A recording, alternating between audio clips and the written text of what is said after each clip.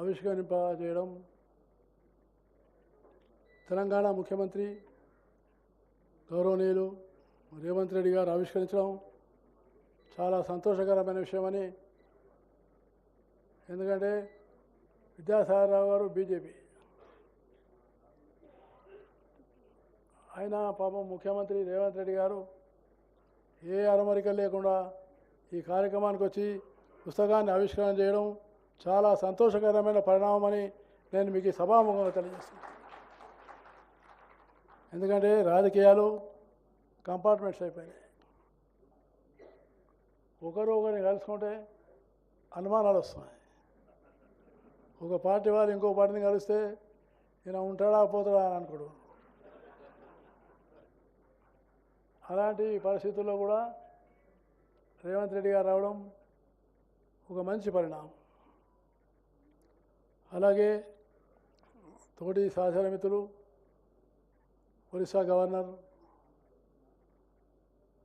Doctor Haribabu గారు, అలాగే కేంద్ర మంత్రి బండి సంజయ్ గారు, నా సహచర మిత్రుడు రాజ్యసభ సభ్యుడు డాక్టర్ లక్ష్మణ్ గారు, పెద్దలు మాజీ మంత్రివర్యులు సుబ్రహ్మరెడ్డి గారు, అలాగే మన ఎక్స్ ఎంపీ వినోద్ కుమార్ గారు, శ్రీధర్ బాబు గారు మంత్రివర్యులు, పొన్నం ప్రభాకర్ గారు మంత్రివర్యులు, విజయ్ కుమార్ గారు ఎంఎస్కో పబ్లికర్స్, రామచంద్రమూర్తి గారు పెద్దలు, మరియు ప్రతిభా శ్రీనివాస్ గారు, మిగతా అనేక మంది, చాలామంది పార్లమెంట్ సభ్యులు, ఎమ్మెల్యేలు, మాజీ ఎమ్మెల్యేలు, అనేక మంది పెద్దలు పాల్గొంటున్నారు. అనేక మంది మేధావులు కూడా ఉన్నారు. మీ అందరికీ నాతో కలిసి పనిచేసినటువంటి తోటి కార్యకర్తలు కూడా ఉన్నారు. చాలామంది వాళ్ళ కుటుంబ సభ్యులు ఉన్నారు. మీ అందరికీ నేను హృదయపూర్వకమైనటువంటి నమస్కారం తెలియజేస్తున్నాను. ముఖ్యంగా విద్యాసాగర్ రావు గారి ఈ పుస్తకం, విద్యాసాగర్ రావు అనేది పుస్తకము, ఇది ఒక మంచి ఇంట్రెస్టింగ్ బుక్. ఎందుకంటే ఇంతకుముందే ఒకటి చెప్పారు, వారి కుటుంబంలో ఎక్కువ మంది వామపక్ష భావజాలకు సంబంధించిన వాళ్ళు. కానీ విద్యాసాగర్ రావు గారు జాతీయ భావాలను పుణికిపుచ్చుకొని, అలాగే పేదల పట్ల, దళితుల పట్ల, గిరిజనుల పట్ల తన కమిట్మెంట్ అనేది నిరూపించుకున్నటువంటి గొప్ప వ్యక్తి విద్యాసాగర్ రావు గారిని నేను మీకు ఈ సభాముఖంగా తెలియజేస్తున్నాను. నాకు సంఘటన గుర్తుకొస్తుంది. 1982లో నేను సంఘటన మంత్రిగా ఉన్నాను. వారు కరీంనగర్ కోర్టులో young advocates, not only young advocate but leading advocate, leading criminal lawyer. 82లోనే విద్యాసాగర్ రావు గారు చాలా లీడింగ్ క్రిమినల్ లాయర్. నేను సంఘటన మంత్రిని, అంటే సంఘ ప్రచారక్. కరీంనగర్ పర్యటన కోసం వెళ్ళాను. అప్పుడు విద్యాసాగర్ రావు గారికి అప్పుడు ఎస్ఎంఎస్లు లేవు, ఫోన్లు లేవు. దానికి నేను ముందే 3 రోజులు పర్యటనకు వస్తున్నానని ఒక లెటర్ రాశాను. ఆయన్నే జిల్లా ఇన్ఛార్జ్ అధ్యక్షుడు.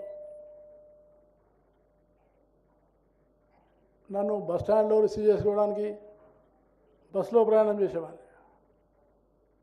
ఇక్కడ కూర్చున్న మిత్రుడు రామకృష్ణారెడ్డి,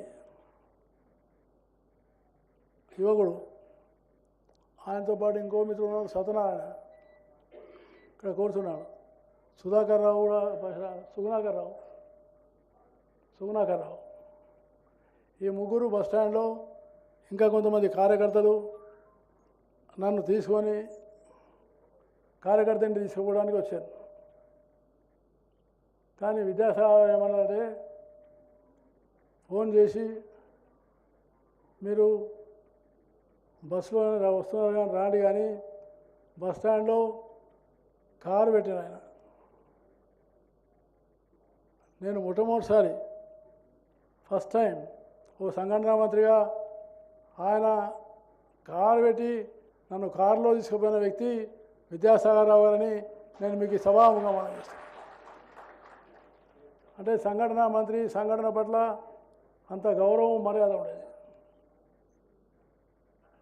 అప్పుడు పెద్దలు ఇద్దరు, వీరామారావు గారు, బంగారు లక్ష్మణ్ గారు, వాళ్ళిద్దరూ సాగర్జీకి మార్గదర్శకులు.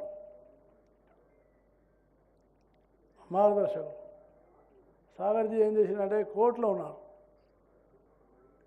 కారులో నేను ఎక్కాను. మధ్యాహ్నం భోజనానికి సాగర్జీ ఇంట్లో పెట్టినారు భోజనం.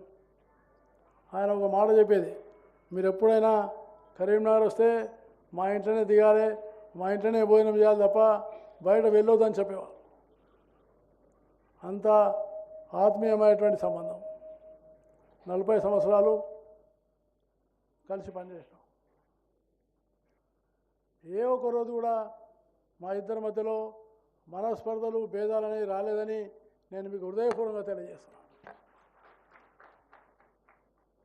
సమస్య మీద ఏదైనా భిన్నాభిప్రాయం ఉంటుండే, కానీ మనస్పర్ధలు ఉండదు. ఇది రాజకీయాల్లో ఉన్న నాయకులందరూ కూడా అర్థం చేసుకోవాలి. పాత తరంలో ఉన్న నాయకులు చాలామంది చూశాం, మనస్పర్ధలు ఉండదు, అంటే విభేదాలు ఉండొచ్చు,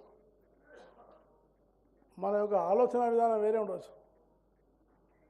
అంతర్మాతాన మనసును బాధ పెట్టుకోవద్దనేటువంటి ఆలోచనని విద్యాసాగర్ రావులో చూశాం. ఎందుకంటే వారు మొట్టమొదటిసారి ఎమ్మెల్యేగా అయ్యారు. ఎమ్మెల్యే అయిన తర్వాత కూడా హరిబాబు గారు చెప్పినట్టు తనదంటూ అసెంబ్లీ ఒక చరిత్రలో ఒక స్థానాన్ని నిలబెట్టుకున్నటువంటి నాయకుడు విద్యాసాగర్ రావు అని నేను మీకు సభాముఖంగా మనవిస్తున్నాను. అలాగే నక్సలైట్లతోని ఆ రోజుల్లో చాలా పెద్ద పోరాటం జరుగుతున్నది. చాలా రోజుకు ఒక హత్య జరుగుతున్నది, రాజకీయ హత్యలు. ఆ సందర్భంలో కూడా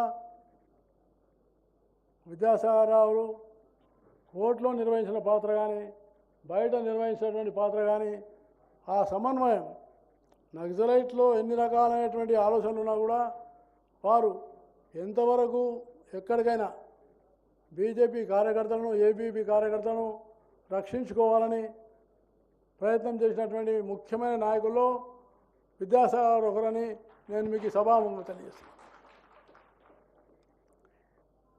ఆ కాలంలో బీజేపీకి పెద్ద ఆదరణ లేదు. ఆదరణ ఇవ్వాలంటే చాలా ఎంపీలు ఉన్నారు, ఎమ్మెల్యేలు ఉన్నారు, ఆదరణ లేదు, డబ్బులు కూడా ఉండేవి కావు. అలాంటి సమయంలో ఏ సమయంలో అయినా విద్యాసాగర్ రావు నేను ఉన్నాను అని చెప్పినటువంటి పెద్ద మనిషి విద్యాసాగర్ రావు అని నేను మీకు ఈ సభాముఖంగా తెలియజేస్తున్నాను. సో ఆ రకంగా వారు అనేక సంవత్సరాలు చాలా కష్టాలు వచ్చినాయి, చాలా ఇబ్బందులు వచ్చినాయి ఈ 40 సంవత్సరాల్లో. కానీ 1999 నుంచి దశ మారింది, బీజేపీ దశ మారింది. వాజ్పేయి గారు ప్రధానమంత్రి అయ్యారు, విద్యాసాగర్ రావు అధ్యక్షుడు. అప్పుడు వాజ్పేయి గారి ప్రభుత్వంలో ఉంటూ అధ్యక్షుడిగా ఉండే ఆంధ్రప్రదేశ్ రాష్ట్రం. కాబట్టి వారు అప్పుడు మొట్టమొదటిసారి హరిబాబు గారు చెప్పినట్టుగా ఈ గోదావరి జలాలను మళ్లిస్తే తప్ప తెలంగాణకు మోక్షం లేదని చెప్పి ఒక మంచి విస్తృతమైనటువంటి ప్రణాళికను తయారు చేసినటువంటి గొప్ప నాయకుడు విద్యాసాగర్ రావు అని నేను మీకు మనవి చేస్తున్నాను. ఈ కిషన్ రావు గారు ఉన్నారు, మేషేని కిషన్ రావు, వారు కూడా అందులో పాత్ర ఉన్నారు. ఆ విషయంలో కూడా అంటే గోదావరి జలాలు కేవలం తెలంగాణకే కాదు, ఆంధ్రప్రదేశ్ కూడా, రాయలసీమ జిల్లాలకు వాటిని కూడా సస్యశ్యామలం చేయాలని ఆలోచన చేసి రాయలసీమ కూడా ఒక 100 టీఎంసీ అలొకేట్ చేయాలని, అలాగే తెలంగాణలో ఏ విధంగా ల్యాడర్ సిస్టంలో గోదావరి నది మీద దయచేసి ముఖ్యమంత్రి గారు కూడా కొంత వినాలని నేను కోరుతున్నాను. గోదావరిని ల్యాడర్ సిస్టంలో ఇంకా అత్యధికమైనటువంటి ఒక ప్రాజెక్టులు తీసుకోవాలని విద్యాసాగర్ గారు సూచనను మీరు తప్పకుండా ఒకసారి అధ్యయనం చేయాలని నేను మీకు ఈ సభాముఖంగా విజ్ఞప్తి చేస్తున్నాను. అంటే గోదావరి ల్యాడర్ సిస్టంలో చేయాలి. ప్రాజెక్టు కట్టడం చాలా సులభం, గవర్నమెంట్ దాని నిధులు ఉంటాయి కాబట్టి కట్టవచ్చు. తర్వాత దానికి అయ్యేటువంటి ఒక ఏదైతే ఖర్చులు ఉంటాయో రెగ్యులర్గా దాని యొక్క ఉన్నటువంటి గిట్టుబాటు ఉంటుంది, రైతులు ఏం చెల్లించలేరు. కాబట్టి అది ఆ ప్రాజెక్టు ఫెయిల్ అయ్యే అవకాశం ఉంటుంది.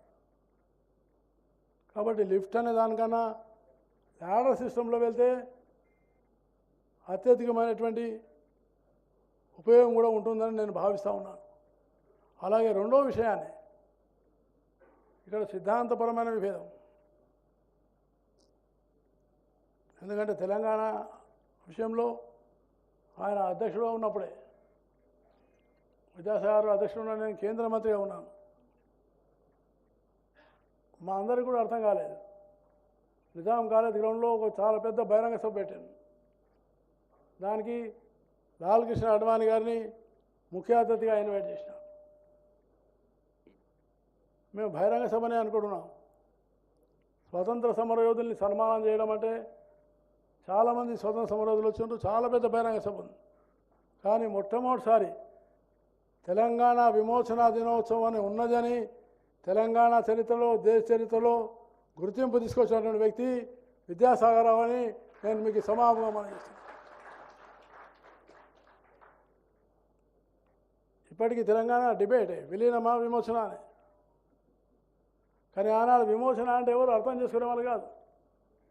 ప్రత్యేకించి జర్నలిస్ట్ మిత్రులు కూడా విమోచన ఎట్లా, ఇది విమోచన ఎట్లా అనేవాళ్ళు.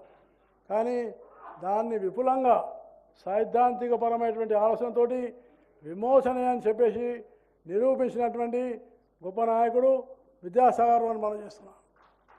అలాగే మొట్టమొదటిసారి తెలుగుదేశం పార్టీ అప్పుడు చంద్రబాబు నాయుడు గారు ఉన్నారు. చంద్రబాబు నాయుడు గారు కూడా నాతో మాట్లాడి అన్నారా, ఏమండి దత్తాత్రేయ గారు విద్యాసాగర్ ఇట్లా ఎందుకు చేస్తున్నారు అంటే, చంద్రబాబు నాయుడు గారికి ఏం అభిప్రాయం అంటే, మళ్ళీ ఆంధ్ర తెలంగాణ ఉద్యమం ఎక్కడ వస్తుందో. అప్పుడు విద్యాసాగర్ గారు వారు మా అందరికీ చెప్పారు, మాకు కూడా చెప్పినారు, పార్టీ కూడా చర్చించినాము.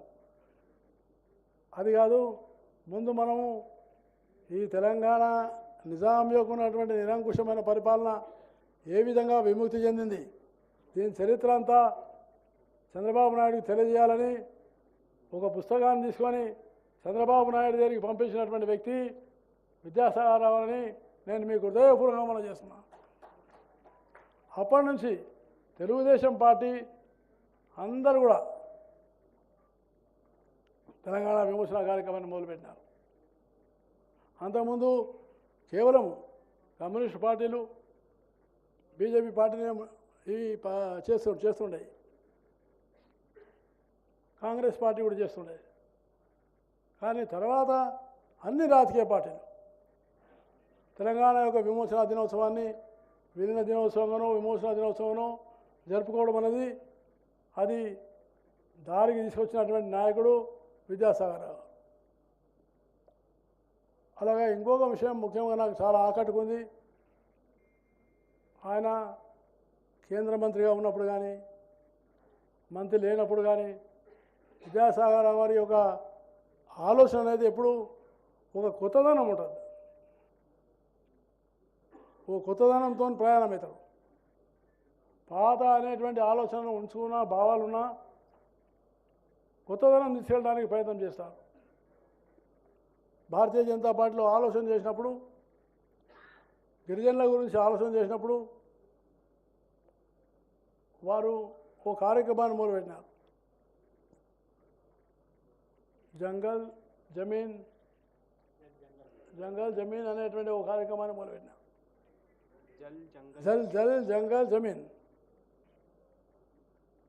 జంగల్ జమీన్ అనేటువంటి విషయాన్ని చాలా పెద్ద ఎత్తున గిరిజనుల పట్ల దాన్ని కూడా ఏంటంటే పాపం ఎట్లా చేద్దామని నాతో ఆలోచన చేసి నేను అధ్యక్షుడిగా ఉన్నాను.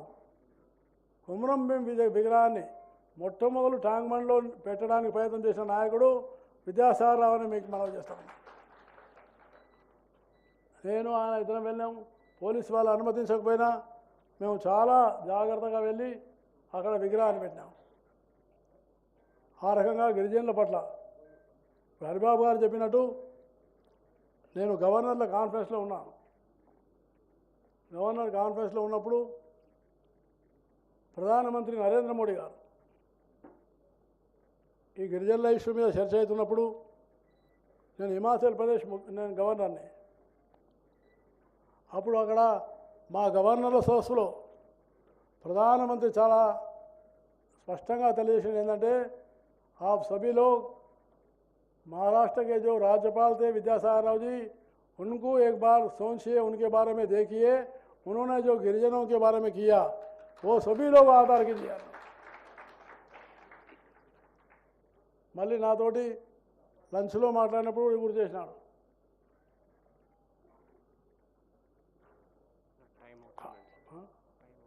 ఆ విధంగా ప్రధానమంత్రి గారు నాతో చాలా విషయాలు చెప్పారు.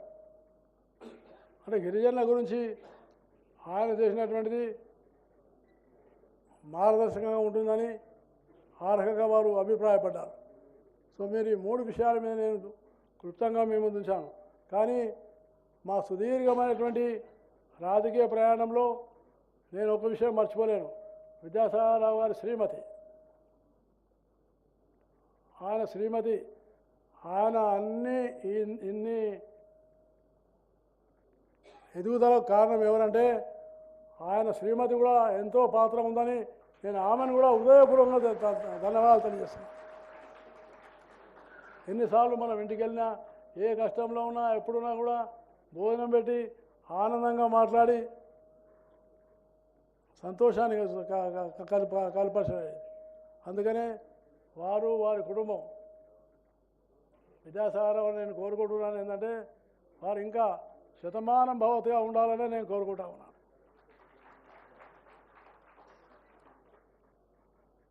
ఇంకా వేరే చాలా విషయాలు ఉన్నాయి కానీ సమయం అభావం ఉంది. కానీ ముఖ్యంగా బండి సంజయ్ అప్పుడు సామాన్య కార్యకర్త, ఆవేశపరుడు. కానీ విద్యాసాగర్ నాతో చెప్తుండేవాడు ఆయన, దత్తాత్రేయ గారు ఆ పిల్లాడు ఆవేశపడే కానీ చాలా భవిష్యత్తు ఉంది, చాలా చురుకైన పిల్లవాడు, ఆ పిల్లవాడిని మనం ముందుకు తీసుకెళ్ళాలని మాత్రమే చెప్తుండేవాడు విద్యాసాగర్. ఆ రకంగా కరీంనగర్ జిల్లాలో, రాష్ట్రంలో, దేశంలో తనదంటూ ఒక స్థానాన్ని నిలబెట్టుకున్నటువంటి వ్యక్తి విద్యాసాగర్ రావు గారు. ఎన్ని సంవత్సరాలు నాతో కలిసి ఉండి ఈ కార్యక్రమానికి నన్ను ఆహ్వానించినందుకు నేను వారికి హృదయపూర్వకమైన ధన్యవాదాలు తెలియజేస్తూ, ముఖ్యంగా ప్రతిమా శ్రీనివాస్ ఆయన కూడా విద్యాసాగర్ ఎదుగుదలకు ప్రతిమా శ్రీనివాస్ యొక్క కార్యము రహస్యంగా ఉందని నేను మీకు సభాముఖంగా తెలియజేస్తున్నాను. ఆయన ఇప్పుడు మొదటిసారి వేదిక మీద శ్రీనివాస్ కూర్చున్నాడు. వెనుక ఉండి విద్యాసాగర్ అంతా కూడా అన్ని రకాలుగా నిలబడినటువంటి వ్యక్తి ప్రతిభా శ్రీనివాస్ అని నేను మీకు సభాముఖంగా తెలియజేస్తున్నాను. వారికి కూడా నన్ను ఆహ్వానించి ఈ కార్యక్రమంలో పాల్గొన చేసినందుకు ధన్యవాదాలు తెలియజేస్తూ సెలవు తీసుకుంటాను.